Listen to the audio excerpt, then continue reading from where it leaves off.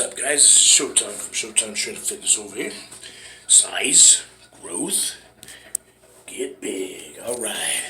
So the only thing that I don't like very much about prep is that the face gets really sucked in, right? And now that I'm not in prep, it's starting to fill out a little bit, right? Well, that's cool. But instead of the small waist, rock hard abs, you get a little bit of this, right? You get a little extended stomach, right? And that always happens right when I hit about that 240 mark. From 240 to about 277, anywhere in there, I get a little bit of a gut. 230 to 235, 234, not so much, right? So, not too bad. But you can still see the abs through the shirt, just a little blockier, and anytime I relax, that fucker's like I'm fucking fat, right? It is what it is. It's always because I'm stuffing with food, training hard, training heavy, and that just happens off season. That happens, and that's why I've avoided the off season look for quite some time now, because I like that look. In 2011, 12, 13, tight all the time, even off season. I didn't get that fat at all. I would stay tight, most of the year, and I was proud of that. So I usually didn't get past, 240, 254, whatever else.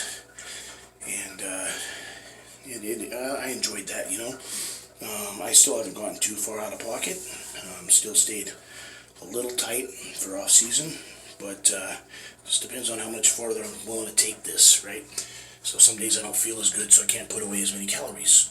Other days I can eat like a motherfucker, and still not get the heartburn, and still not get the chest pains, and things like that. Or a bad reaction to food somehow. We'll see what happens.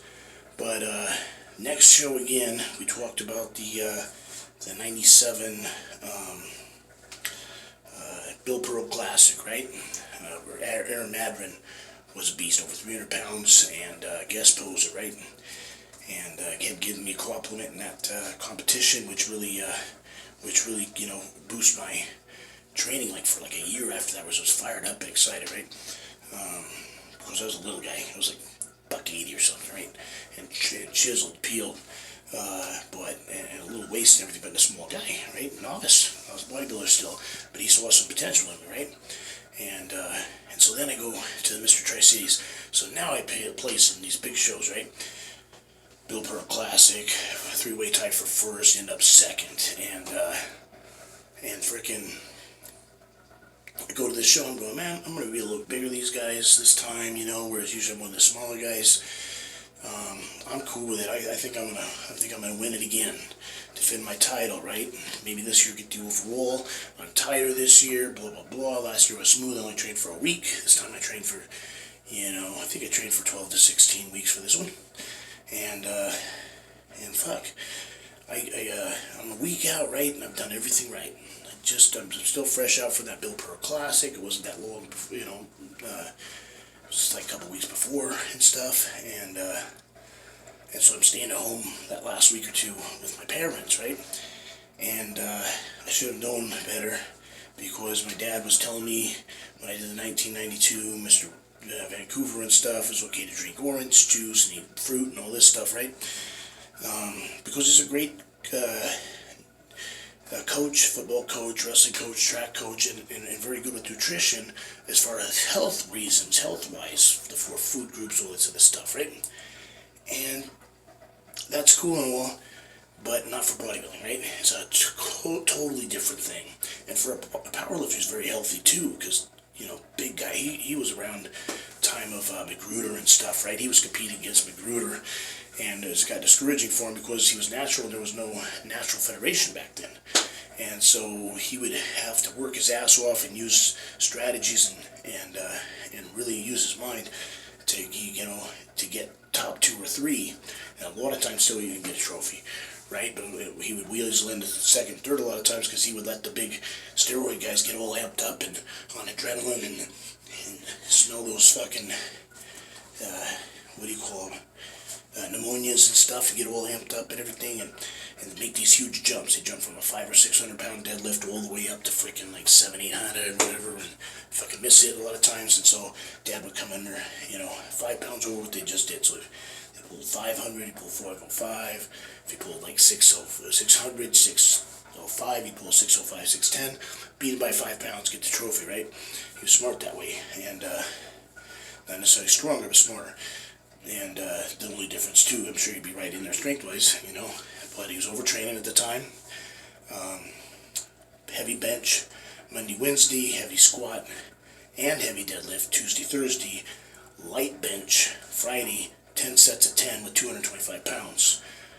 5 miles a day, Monday through Friday, or Tuesday and Thursday, 2-mile runs, and then he would run 6 to 12 miles on the weekends.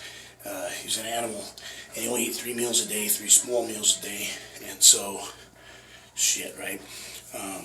So, natural freak, great genetics, and, so for this show he told me I could do, you know, yeah, okay, and so for this show he told me I could have fucking milk with my cereal because protein. And I was like, well, you know, I'm getting my list out, right, that Steve-O and T-Bone and showed me, well, there's no milk on there on the yes or the nose, right? I'm thinking, you know, all I gotta do is read the fucking label. And I did. I was like, oh, sugars and carbs in here, and it doesn't fit. And my dad's like, no, it's protein, just drink it.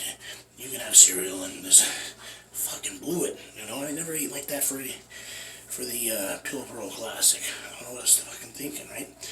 And so I go in, the biggest guy on stage in my class, and the smoothest, but not much, just a little off, a little bit. That's all it took, right? I get third. Tony Andrews gets second, and I think it was James Purvis that got first. Fucking James Purvis again, right? And I had a shot at him that year if I'd have just fucking stuck to my goddamn diet 1 or 2 more weeks, right? It was a great learning experience, because then I learned fucking take that size and fucking throw it out the window and just get conditioned, right? And because you don't have to be the biggest guy, right? Most aesthetic, you know, good symmetry, good aesthetics, nice lines, conditioned. So it was a hard lesson to learn, but a good one. All right, it's been Showtime. Showtime Shred Fitness over here. Size, growth, whoosh, get big. All right. Vino Tinto, Aqua Fresca, Stretchadora. Fresh water, red wine, and beautiful women. Take care and God bless y'all.